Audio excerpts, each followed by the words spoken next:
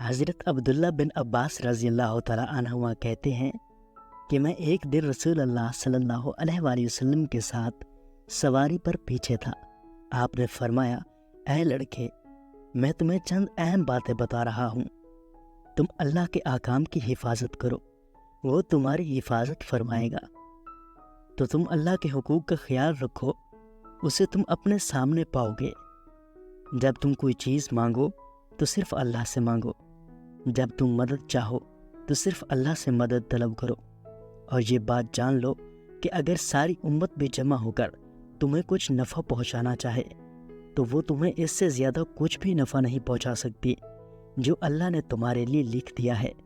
اور اگر وہ تمہیں کچھ نقصان پہنچانے کے لیے جمع ہو جائے تو اس سے زیادہ کچھ نقصان نہیں پہنچا سکتے جو اللہ نے تمہارے لیے لکھ دیا ہے۔ قلم اٹھا لیے گئے اور تقدیر کے صحیفے خشک